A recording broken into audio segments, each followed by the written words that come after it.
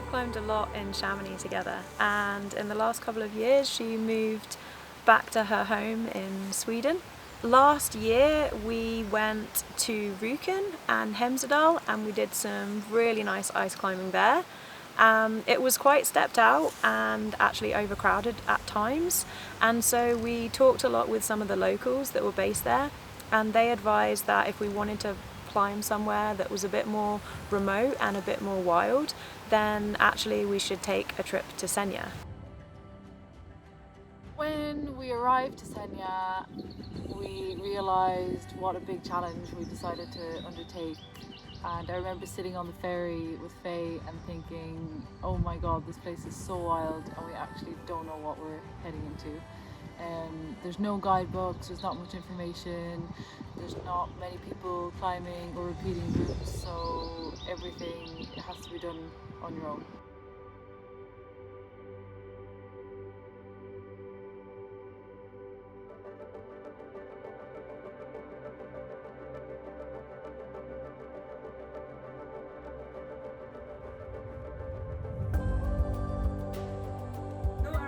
When Freja and Faye just arrived and they're starting to look at the map and the guidebook and what has been done, and I remember I was surprised because Freja said something like, oh, I feel so lost, I feel we don't know where things are, it's gonna be such a challenge to know where things are. And I was surprised that this was the challenge and not the actual climb, because in my head they come to climb hard routes and this is what is difficult. So I was a bit surprised that for them what is difficult is actually to have control of the area and know where things are and how to find new routes. Before trying to find a new line, we decided to repeat some classic routes. So we started with the north face of Segla, which is 400-meter ice route.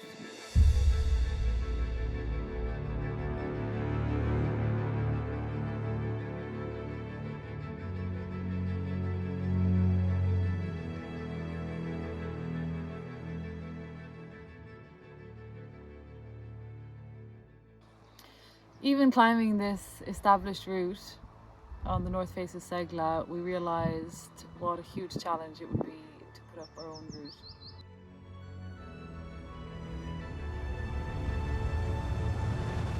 And because it is not so well repeated, there isn't actually that much information about it, and especially when it comes to conditions, we didn't really have a clue about whether it was in condition and whether it was okay to go for, so we just had to give it a shot and see how it would go. So the first few pitches went down really well, it was really beautiful mixed climbing and it didn't really heavily rely on any ice, but further up the climb there was meant to be like a water ice 5 pitch, but we soon found that this was actually completely dry and felt more like a dirty chimney, so it was pretty bold and really scary, but we were kind of so high up on the climb that we just continued and we managed to get to the top. Woo, just got to the top of this supposed water ice 5, which doesn't exist. It was more like a watergrass 6. It was so difficult. And it turns out that we're like 2/3 higher up the climb than we thought we were. And we're all the time looking for the steep ice pitch, but we mixed climbed it instead. We've done it! We've done a fair and fair variation.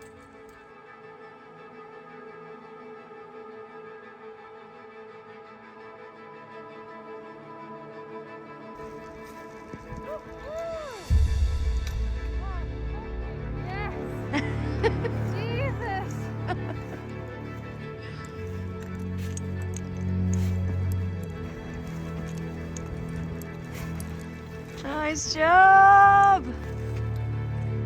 Yeah! Brave Faye!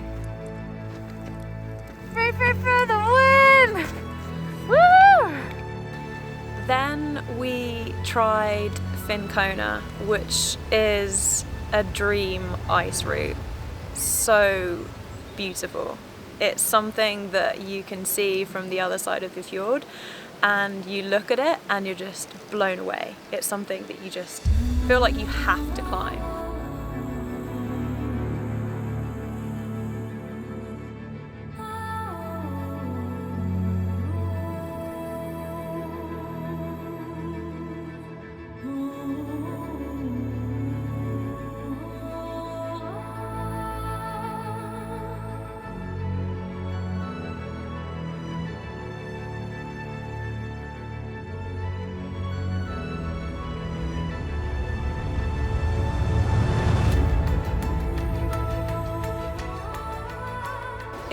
The approach is quite long, so it took us like 2 or 3 hours to approach with our skis, and it was like heavy powder, so it was quite a lot of trailblazing. Actually, when we reached the bottom, there were some sections of climbing to get to the ice that were pretty like complex to navigate. There was an ice pitch that wasn't in very good condition, so we decided to take the mixed variation, which actually just involved us like slinging around a bunch of branches. It was like really easy climbing, but it felt like really bold. Then later on, once we reached the ice, that was just like phenomenal climbing, like really steep, really interesting, completely intimidating, and kind of it was climbing that we were capable of doing, but it just felt like really wild. And we actually ended up finishing the climb like close to darkness, so we were kind of abseiling down this like phenomenal steep ice route with a Holocaust in the dark, and it felt really, I guess, really exciting, but also like, yeah, really like intimidating to be there.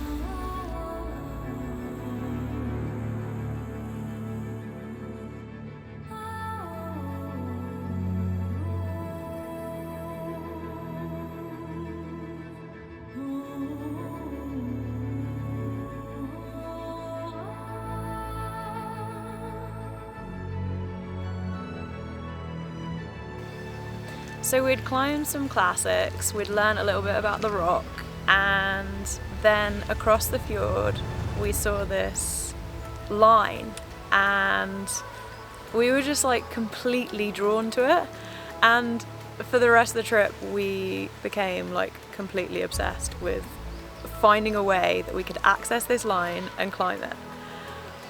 But then followed all of the troubles of how we could actually get there. So we'd spotted it with our binoculars, we'd managed to hire a boat and get even closer so that we could look at the line and check that it was climbable. It looked in good condition, it was like really nice ice, and then the weather changed and there were like really big waves. It was really difficult for us to find a way to then get back across, get to the shore, and manage to actually climb this line that we just had our hearts like completely set on. We'd even named the line before we had even climbed it.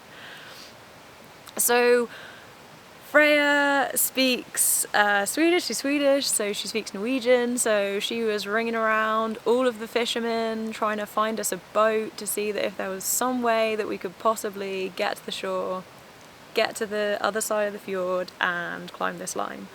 But no one wanted to take us. The conditions were just not set out for us to be able to cross this fjord. It was like super dangerous. No matter who we asked, there was no one that wanted to take us. It even got to the point that we had planned to try and get some kayaks and kayak over to see if we could access this line. There was everyone telling us like not to do it, it's super dangerous, you need to be like really experienced, but because we were just so obsessed with climbing it, we like were ready to go. And the night before we were about to head off with the kayaks to give this line a go, we realised that actually it probably wasn't a sensible idea and we needed to change our tactics and find another line, but we were like really disappointed. We finally had success on the north face of Grytetippen, and no one has actually climbed this face before, which was part of the allure of trying to find a line up it. Because of the 2 to 3 hour approach, we hadn't actually seen a proper picture of the face, so we weren't really sure what line to try. And once we got to the base, we were kind of looking up at possible ways to climb the mountain, but there was no pressure because this was our first attempt and we didn't actually know where we wanted to climb. But to our luck, we found a vague ice line that followed up some icy runnels, which then looked like it topped out in a corner system towards the top, and we decided to give it a go. I set off on the first pitch and it was just perfect squeaky neve. Very little gear, but I knew I wasn't going to fall off because the conditions were so good. And a pitch later I belayed Faye up, and everything just felt right. So she continued on the next pitch, which turned out to be a bomber corner system. Again, kind of bold climbing, but easy enough to feel secure with really nice ice in a sort of dihedral. And seconding that pitch, I kind of knew that we were gonna somehow make it up this line. The next couple of pitches were 2 snow slopes before we got through a really wild cave, which was just really fun, and it felt kind of crazy to find this hidden cave halfway up a mountain. And then we slowly just made it to the top. We called the route How Not To just because we learned so much from this experience, and we learned many how not tos with finding and putting up our own first route in winter, and so we just thought that would be a funny thing to call it. Me and Faye are such a strong team in the mountains and off the mountain because we get on super well and it's like climbing with a sister. And we just always support each other and we always make sure to have a lot of fun. And even in the most extreme situations where we should feel really exposed or scared, we still manage to find a way to have a laugh and make ourselves feel safe. I need to brainstorm for the next music video. I need words that describe Freja. Power. I feel magic. I feel blonde. And incredibly dehydrated. If one of us feels scared, then I think the other one kind of can pick things up and lead the way. And we kind of take it in turns. It always feels like very equal and just a really nice partnership, something that is just really rare to find, and we found each other for that, and that feels really special. This is all about me. I don't know why you even like breathing. I am not allowed to talk behind the camera. No. Take 2. So you're always just trying to steal the show, okay? The spotlight's on me. There was a drone here even to watch me climbing, okay? Not you. Just let me be the superstar that I'm meant to be.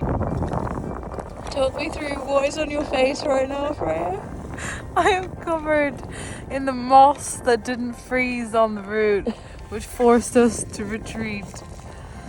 I am basically a forest. If anyone wants to like plant something, just call me. I got you covered. I got enough green for everyone.